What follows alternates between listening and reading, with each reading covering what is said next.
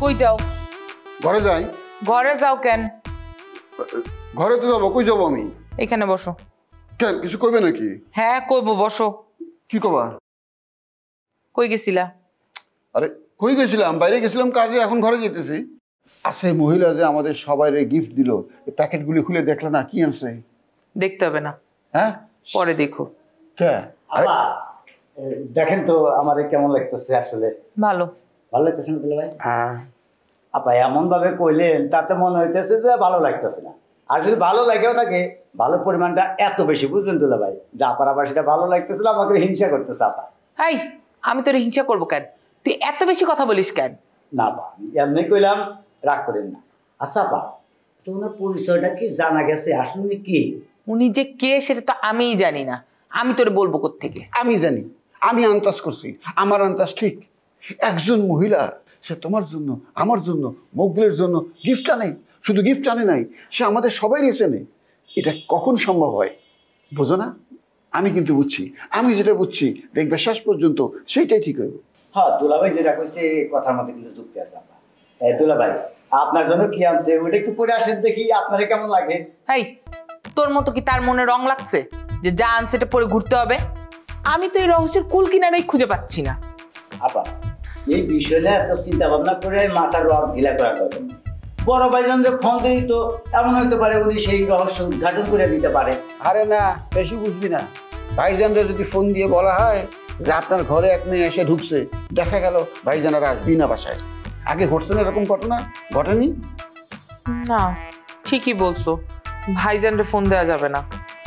কিন্তু এই মেয়ে বা কে, কি পরিচয়, কিছুই তো বুঝতেছি না। আমি সব বুঝছি বাবারে, আমার কথা বিশ্বাস করো। উনি হইতেছে ভাইজানের আই মকবুল, যা। আচ্ছা ঠিক আছে। এত রাগ করছে সে কেন? যে এটা তার ফেক আইডি কিনা জিজ্ঞেস করতে গেলাম। এত সুন্দর একটা স্মার্ট মেয়ে, এই জীবনে প্রথম আমার কেউ সুইট বললো। আহারে দুলা ভাই কি হয়েছে? একা একা কার সাথে কথা বলছেন? আপনার কি মন খারাপ? না মানে আপুর সাথে আমার কোনো ঝামেলা হচ্ছে যে মুখটা এরকম প্যাঁচার মতো করে রেখেছেন? হ্যাঁ, তোমরা তো খালি আমার ওই যে মুখটা পেশার মতো, গরুর মতো এরকমই দেখবা, কোনোদিন তো ভালো কথা বলবা না। ভালো কথা? ভালো কথা কিরকম? এই যে ধরো, তোমরা কি কোনোদিন আমারে বলছো যে আমি একটু সুইট দেখতে? আপনি সুইট দেখতে? এই কথা আপনাকে কি মানে কে বলেছে? দুলা ভাই সত্যি করে বলেন তো, আপনি কি মানে আপনি না জানা গোপনে প্রেম টেম করতেছেন? আরে কি যে বলো না এসব। এই কি দুলা ভাই, মানে প্রেমে না পড়লে তো কখনো ছেলে মেয়েরা এই ধরনের কথা বলে না। আরে কি বলো না সুইটি, আমি কেন প্রেমে পড়তে যাবো?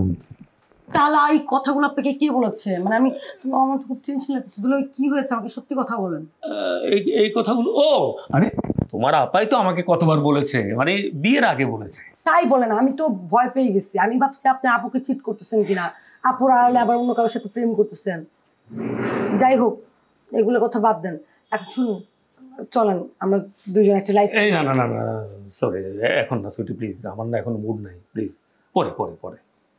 আচ্ছা ঠিক আছে, টেনশন করে না, আপু আবার আপনাকে সুন্দর করে সুইট বলবে।